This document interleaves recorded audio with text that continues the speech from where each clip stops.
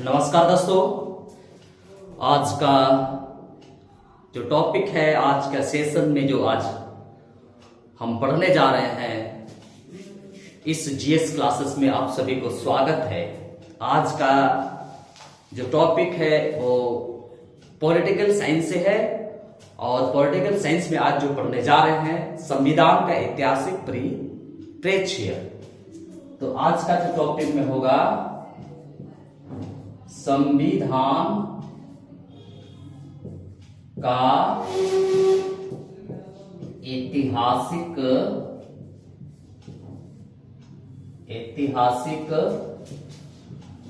परिप्रेक्ष्य।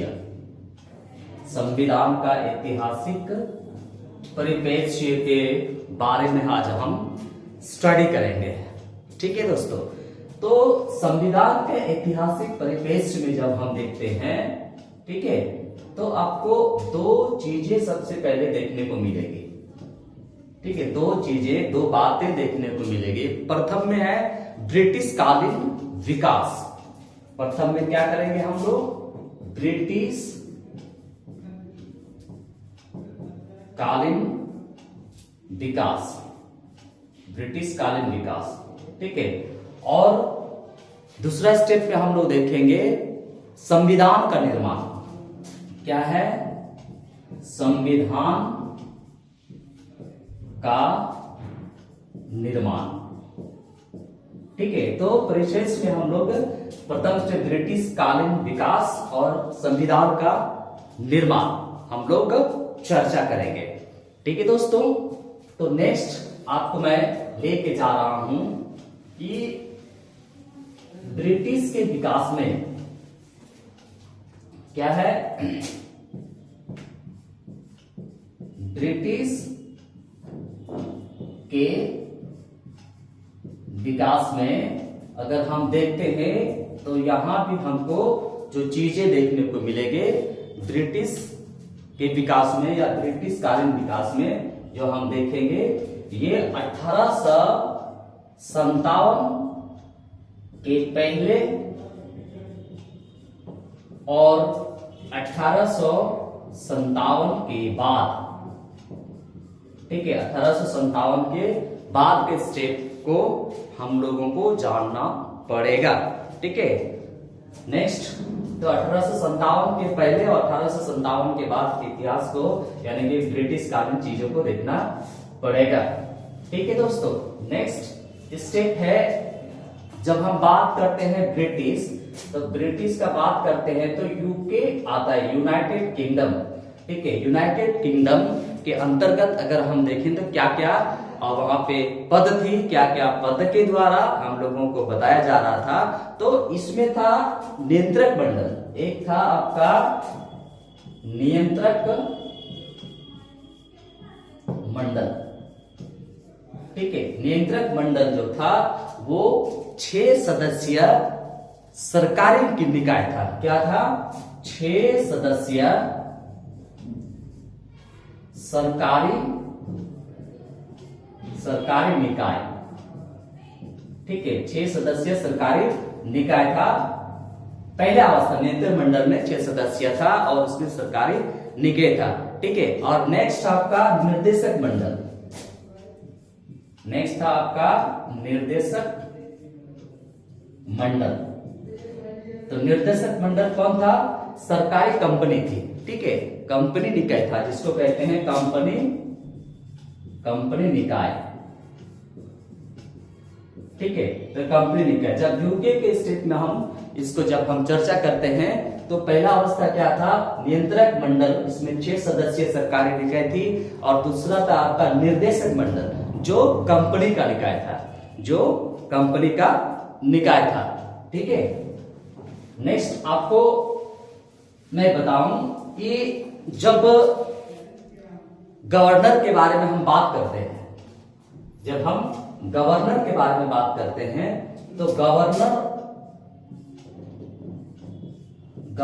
में क्या अवस्था थी उस समय में? गवर्नर के बारे में तो गवर्नर जनरल, उसमें थी गवर्नर जनरल। ठीक है, और गवर्नर जनरल के अंतर्गत जो स्टेप थी वो आपका जो गवर्नर जनरल, ये बात मैं बता रहा हूं कब का, 1853, ठीक है, 1853 में आपका से विधायी परिषद था। 1853 से ये क्या था, विधायी परिषद, विधायी परिषद, ठीक है। पहला अवस्था में 1853 से विधायी परिषद था। दूसरी ओर है कार्यकारिणी परिषद था, कार्यकारिणी परिषद था। और तीसरी अवस्था में आपका था उच्चतम न्यायालय। क्या था, उच्चतम न्यायालय था, ठीक है। जब 1853 से विधायी परिषद गवर्नर जनरल के अंतर्गत आती थी, उसके अंतर्गत कार्यकारिणी परिषद भी था और उच्चतम न्यायालय भी था। ये कार्यकारिणी सदस्य में ही आपका क्या था, गवर्नर था। कार्यकारिणी में आपका क्या था, गवर्नर था, ठीक है दोस्तों।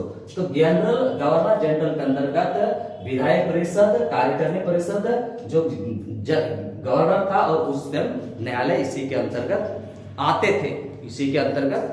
थे, ठीक है। नेक्स्ट आपको मैं बताऊं कि यूनाइटेड किंगडम का ही है ना, यूके का ही हम आपको बताते हैं। यूके का है क्या क्या चीज है, एक तरफ आप देखते हैं ताज, एक तरफ आप देखिए संसद, दोनों के बीच में क्या थे, प्रधानमंत्री, एक तरफ ताज और एक तरफ आपका संसद था दूसरी, दोनों के बीच के आपका क्या बना हुआ था, प्रधानमंत्री। और इसमें भारत के मंत्री जो थे, इसमें अगर हम देखें तो भारत के मंत्री, ये लोग कितना था, 15 सदस्य, ठीक है, 15 सदस्य समिति होती थी, 15 सदस्य समिति। और ये क्या, इसके जो ताज जो था उस समय तो वायसराय हुआ करता था, जो वायसराय ताज का एजेंट हुआ करता था, ठीक है। तो जो वायसराय था वो ताज का एजेंट हुआ करता था, वायसराय। तो जब हम यूके किंगडम में, यूनाइटेड किंगडम में देखते हैं, एक तरफ ताज है, एक तरफ आपका क्या है, संसद है। तो इन दोनों के बीच ही यहाँ प्रधानमंत्री था। और भारत के मंत्री में अगर देखें तो उस समय 15 सदस्य समिति था, और वायसराय जो था वो ताज का एजेंट हुआ करता था, ठीक है। इसी प्रकार जब हम भारत के बारे में चर्चा करते हैं, ठीक है, इसी प्रकार जब हम भारत के बारे में चर्चा करेंगे तो भारत के बारे में क्या आपको देखने को मिलेगा, भारत, ठीक है, भारत के बारे में चर्चा करते हैं। तो ये एक था आपका कार्यकारिणी परिषद, ठीक है। यहां पे आप देखें भारत के बारे में तो आपको यहां पे 3 स्टेप देखने को मिलेगा, ठीक है, 3 स्टेप आपको देखने को मिलेगा, ठीक है। ये कौन कौन था, एक था कार्यकारिणी परिषद, ठीक है, कार्यकारिणी परिषद। एक है विधायी परिषद, भारत के अंतर्गत विधायी परिषद।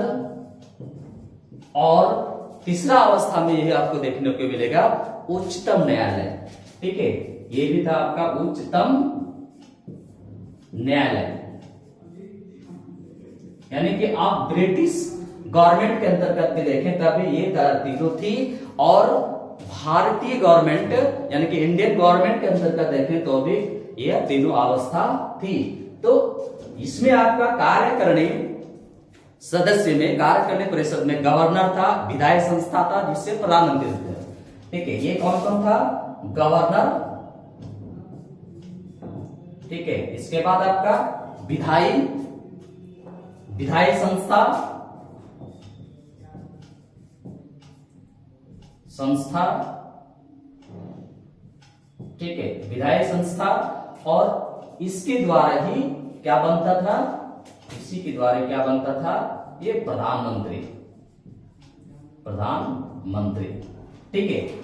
ये आपका अगर भारतीय संविधान के हिसाब से देखें, भारतीय गवर्नर के हिसाब से देखें, तो भारत के अंदर क्या था, कार्यकारिणी परिषद था, कार्यकारिणी परिषद के अवस्था के देखते हुए फिर गवर्नर था, गवर्नर के देखते हुए विधायी संस्था बना, और इनसे क्या बनता था, प्रधानमंत्री बनते थे, ठीक है। नेक्स्ट आपका जो है विधायी वही है, लेकिन ये जो उच्चतम न्यायालय था, इससे हम लोगों को क्या मिला, इससे हम लोगों को उच्च न्यायालय मिला।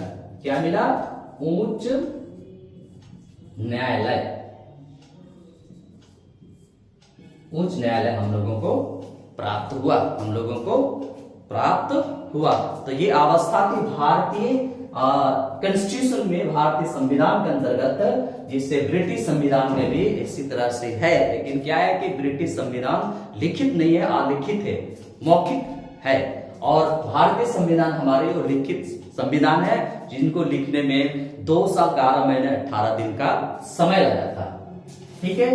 नेक्स्ट जो अब मैं चर्चा करने जा रहा हूं, बहुत ही अहम है आपके कोई भी GS examination point of view से, ठीक है। सबसे पहले मैं आपको बताता हूं कि 1773 का रेगुलेटिंग एक्ट,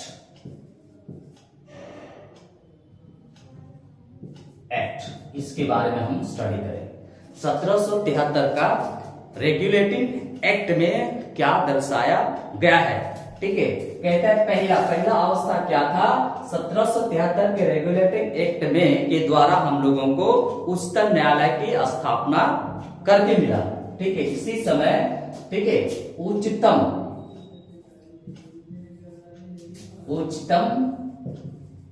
न्यायालय का स्थापना हुआ, न्यायालय का स्थापना हुआ। पहला अवस्था में रेगुलेटिंग एक्ट जब बने 1773 ईस्वी में, तो सबसे पहले हमें क्या मिला, उच्चतम न्यायालय का व्यवस्था हुआ। दूसरा अवस्था क्या था, ये था हमारे दूसरा अवस्था में कि इसकी अधिकारिता दीवानी और फौजदारी था। इसकी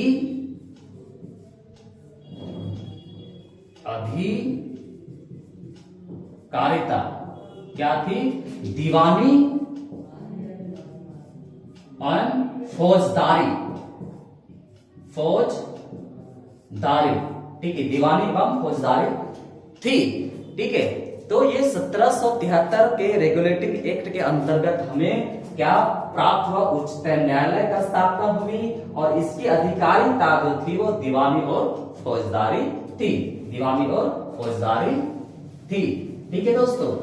दूसरा कहते हैं उसी रेगुलेटिंग एक्ट का जो 1813 में ये एक्ट बना, 1813 का एक्ट, ठीक है, 1813 का एक्ट, ठीक है, 1813 का एक्ट में जब हमें प्राप्त हुआ, जो 1813 का एक्ट बना, तो प्रथम बार डीपीएसपी की स्थापना हुई, या डीपीएसपी के लक्षण देखने को मिला, ठीक है। 1813 में जब एक एक्ट बना, उसमें डीपीएसपी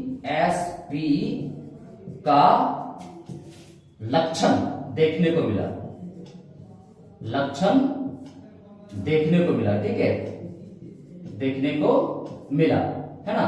तो डीपीएसपी डायरेक्टिव, ठीक है, डायरेक्टिव, ये जो स्टेप है आपका कि डीपीएसपी देखने को मिला, ठीक है।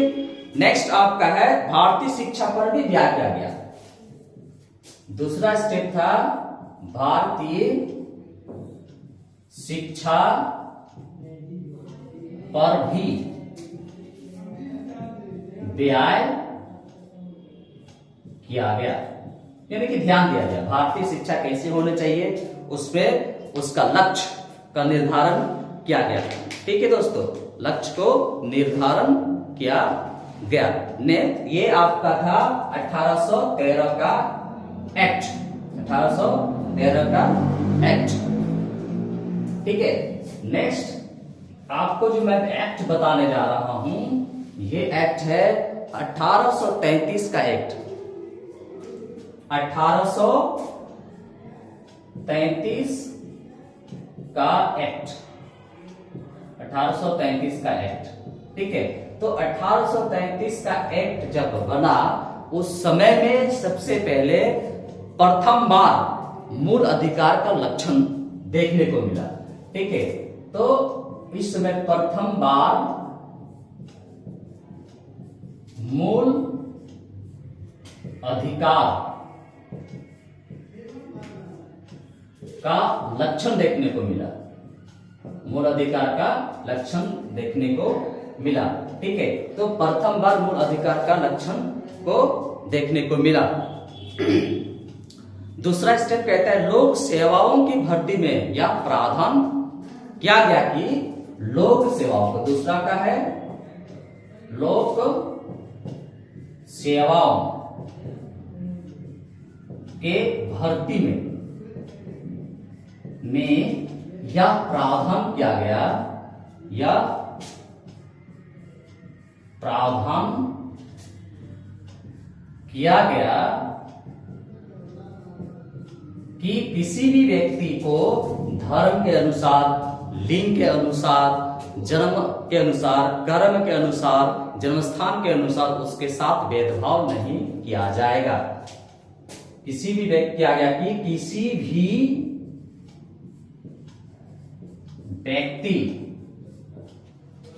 व्यक्ति के साथ धर्म,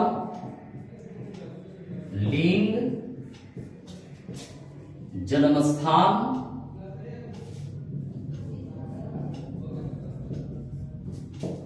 जाति इत्यादि के आधार पर भेदभाव नहीं किया जाएगा।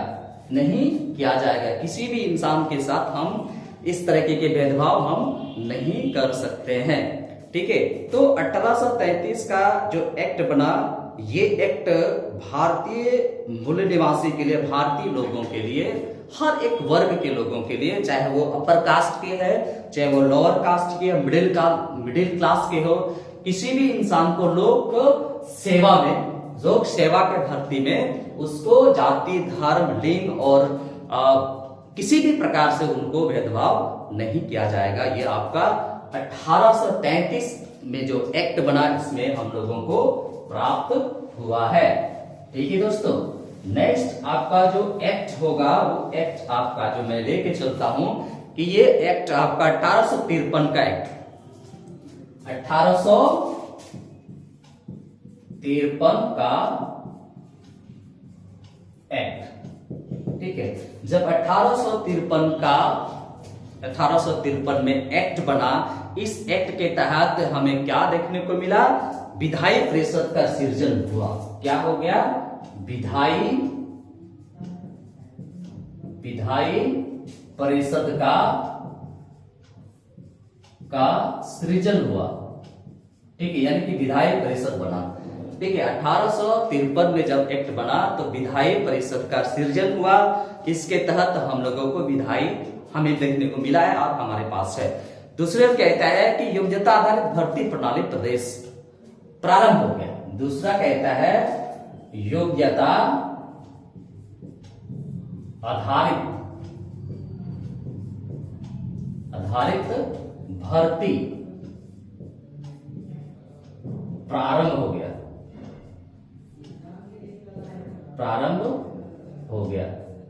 ठीक है, प्रारंभ हो गया।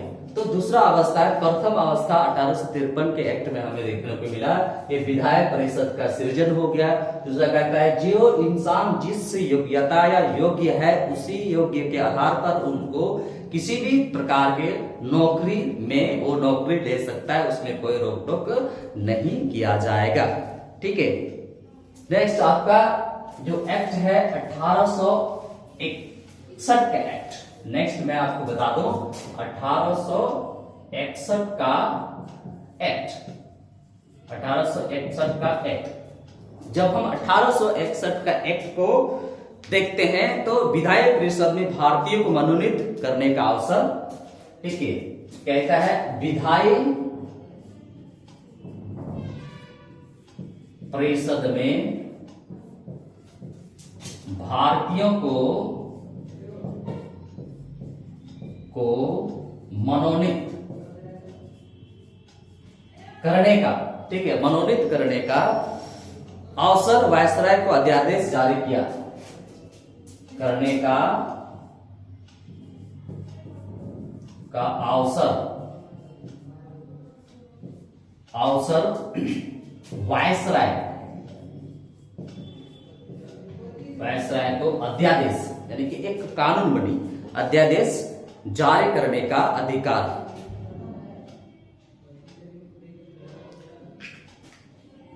अध्यादेश जारी करने का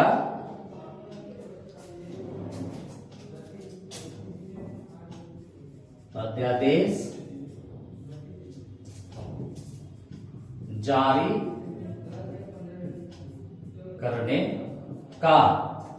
करने का अधिकार वायसराय को, अधिकार और वायसराय को क्या देखने को मिला, को वीटो की शक्ति प्राप्त हुई, वायसराय को वीटो की शक्ति प्राप्त हुई, वीटो की शक्ति प्राप्त हुआ।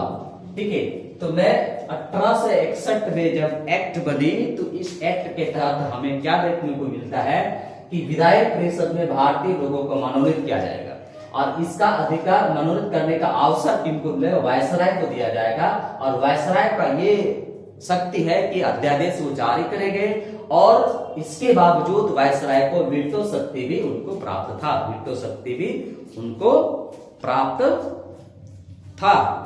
ठीक है दोस्तों, नेक्स्ट का जो एक्ट है उस एक्ट के बारे में आपको मैं बता दूं, ये 1852 का एक्ट, 1892 का एक्ट, 1892 का एक्ट।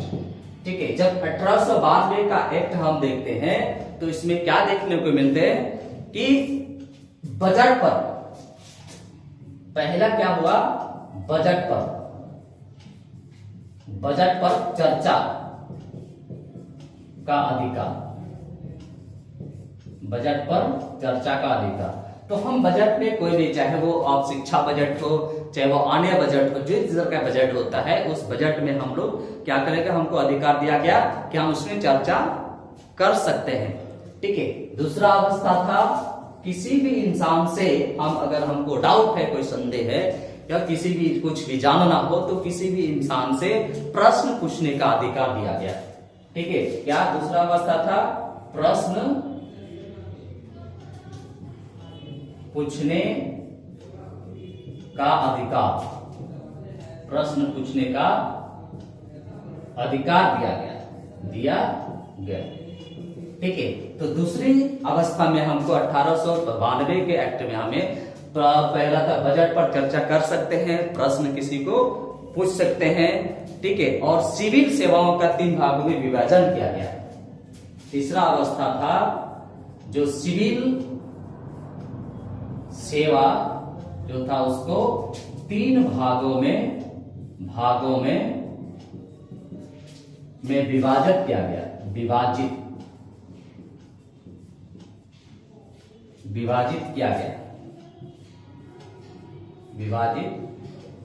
किया गया। ठीक है, सिविल सेवाओं को 3 भागों में विभाजित किया गया। ठीक है,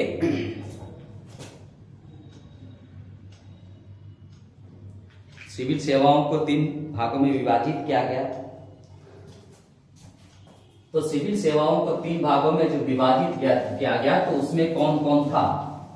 ठीक है। तो प्रथम भाग जो था सिविल सेवाओं का था इंपेरियल सेवा। क्या था? इंपेरियल सेवा। इंपेरियल सेवा क्या था? इंपेरियल सेवा के अंतर्गत ये क्या था? ये शाही सेवा था। शाही मतलब जो बड़े बड़े लोगों को हम लोग सेवा करते हैं, ठीक है। तो इंपेरियल सेवा के अंतर्गत क्या था? शाही सेवा था। दूसरा था आपका प्रेविलिंग स्लैब।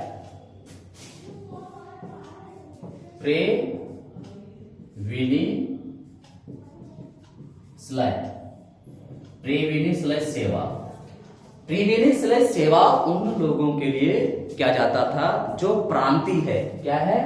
प्रांतीय सेवा, जिसको हम लोग प्रांतीय सेवा कहते हैं, ठीक है। प्रीविनिसलेस सेवा जो प्रांतीय सेवा हुआ करता था उस समय, उसका स्टेप था। दूसरा है आपका सवार्डिनेट सेवा। तीसरा था सवार्डिनेट सेवा। सवार्डिनेट सेवा यानी कि वो किसी के अधीन का सेवा था। अधीनस्थ, ये किसी के अधीनस्थ,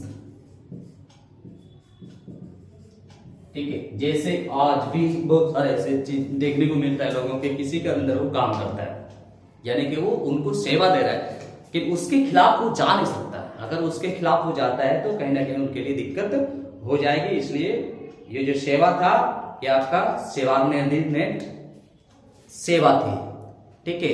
तो ये 3 प्रकार के सिविल सेवा के बारे में हमको बताया गया, हम लोगों को बताया गया, जिसको हमें याद रखनी है। और आपका एग्जामिनेशन पॉइंट, चाहे आप यूपीएससी का तैयारी कर रहे हो, जेपीएससी का तैयारी, जेएसएससी का तैयारी कर रहे हो, ये कभी बदलने वाली चीज नहीं है। ये हमेशा एक ही रहेगा। इसको बढ़िया से आपको देखना है।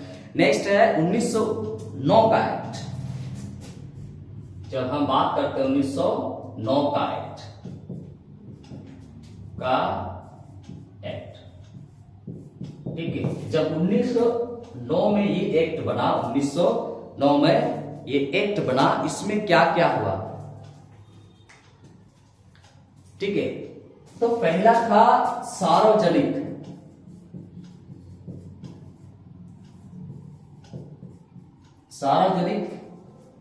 महत्व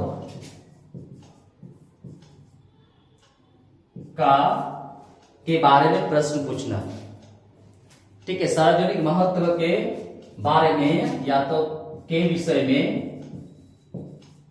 प्रश्न पूछना, ये पहला अवस्था 1909 का एक्ट जो बना, तो उसमें सार्वजनिक महत्व के विषय में हम क्वेश्चन पूछ सकते हैं, ठीक है। नेक्स्ट आपका नंबर 2 है ये कि पूरक प्रश्न पूछने का अधिकार हमें प्राप्त हुआ 1909 के तहत, ठीक है। तो पूरक प्रश्न पूछने का अधिकार हमें प्राप्त हुआ। तीसरा सांप्रदायिक निर्वाचन प्रणाली, ठीक है। और तीसरा था सांप्रदायिक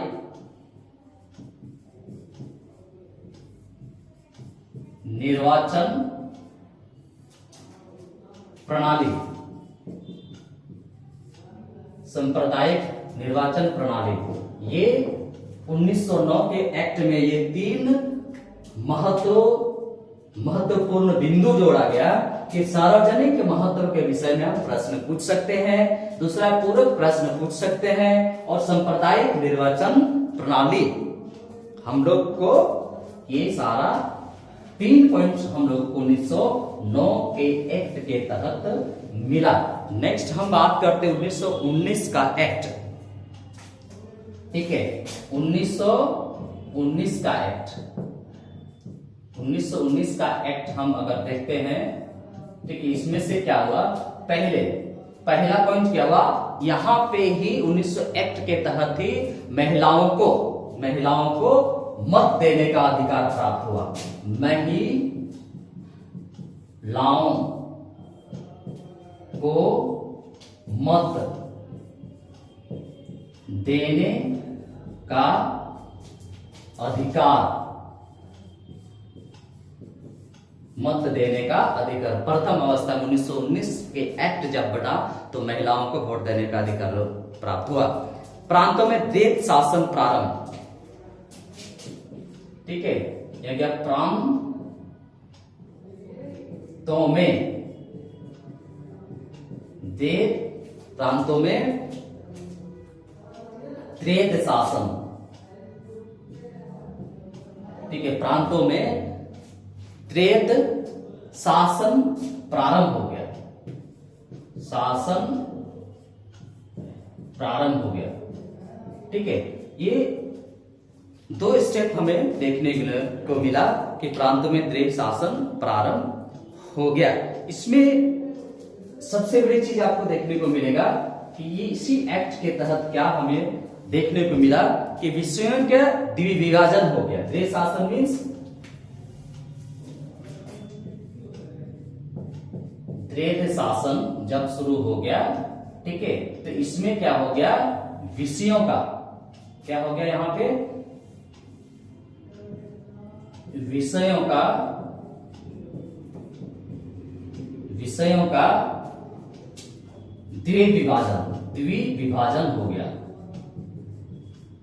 विषयों का द्विविभाजन हो गया। और द्विविभाजन हुआ तो इसमें क्या क्या बने, इसके बारे में हम थोड़ा सा चर्चा जरूर करेंगे, ठीक है। द्विविभाजन जब बना तो वायसराय के पास आरक्षित विषय मिला।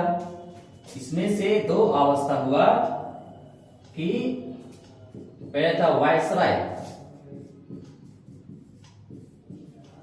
ठीक है, वायसराय के पास क्या था, आरक्षित विषय थी, आरक्षित विषय थी, ठीक है। और दूसरा अवस्था क्या था, गवर्नर को हस्तांतरित के पास, गवर्नर के पास क्या था, हस्तांतरित विषय थी, गवर्नर के पास हस्तांतरित विषय, यानी कि द्वैत शासन जब बने तो विषयों का भी द्विविभाजन हो गया। द्विविभाजन में एक तरफ वायसराय के पास आरक्षित विषय थी और दूसरा गवर्नर के पास क्या था, वो हस्तांतराय को हस्तांतरित विषय दिया गया, ठीक है। इसमें आपका स्थानीय शासन प्रांतीय हस्तांतरित विषय था, ये आपका था स्थानीय शासन से क्या बना, हस्तांतरित विषय, हस्तांतरित विषय बना, ठीक है, हस्तांतरित विषय बना। तो इसी के अंतर्गत क्या विषयों का द्विविभाजन हो गया। वायसराय के पास आरक्षित विषय मिले और गवर्नर का हस्तांतरित विषय था, तो वायसराय के आरक्षित विषय में स्थानीय शासन बने जो हस्तांतरित किया जा सकता था। तो ये 1919 के एक्ट के तहत हमें ये देखने को मिलता है। नेक्स्ट तो मैं बता 1953 का है। जब 1953 में एक्ट बना, इस एक्ट का जो पहला मुद्दा, जो पहले विषय पर, पहले बिंदु पर जो चर्चा हुई, इसमें द्वैत शासन को समाप्त कर दिया गया, ठीक है। प्रांतों में द्वैत शासन समाप्त कर दिया गया, प्रांतों में द्वैत शासन समाप्त कर दिया गया, ठीक है। तो पहला अवस्था क्या था, 1953 के एक्ट में जो प्रांत में द्वैत शासन था उसको समाप्त कर दिया गया और यहाँ पे संघीय व्यवस्था प्रारंभ हो गई। दूसरी अवस्था हो गया यहाँ पे संघीय व्यवस्था प्रारंभ हो गया, संघीय व्यवस्था प्रारंभ हो गया। दूसरी अवस्था में संघीय व्यवस्था प्रारंभ हो गया। तीसरा अवस्था क्या था कि केंद्र और प्रांतों में अलग अलग अवसरों, अलग अलग सरकारें का प्रावधान किया गया। तीसरी अवस्था था कि केंद्र एवं प्रांतों में अलग अलग सरकार का प्रावधान किया गया। तीसरा अवस्था में आपको हम देखते हैं। ठीक है, चौथा में है केंद्र और प्रांतों के मध्य विषयों का बंटवारा हुआ। चौथा में है केंद्र एवं प्रांतों के बीच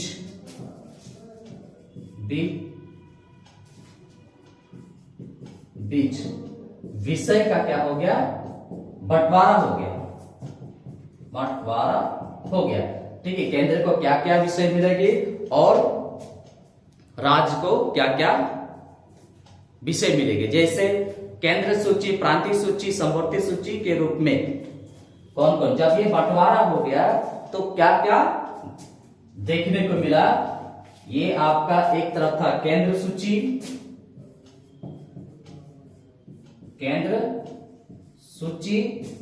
प्रांतीय सूची और एक था समवर्ती सूची।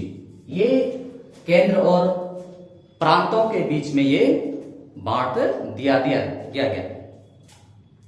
इसके बाद कहता है इसी के अंतर्गत क्या हो गया, संसदीय शासन प्रणाली शुरू हो गई। क्या हो गया, संसदीय शासन प्रणाली का शुरुआत। संसदीय शासन प्रणाली का प्रारंभ। ठीक है, उसी 1953 एक्ट के तहत ही संसदीय शासन प्रणाली का प्रारंभ भी हो गया और केंद्र एवं प्रांतों के लिए अलग अलग न्यायालय, केंद्र एवं प्रांतों के लिए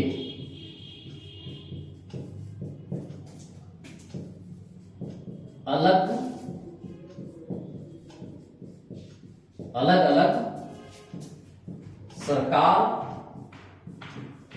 एवं लोक सेवाएं का प्रावधान किया गया। ठीक है, तो ये संसदीय प्रणाली, शासन प्रणाली शुरू हो गई और केंद्र एवं प्रांतों का अलग अलग सरकार और अलग अलग लोक सेवाओं का प्रावधान किया गया। तो ये आपको मैंने बताया कि ये था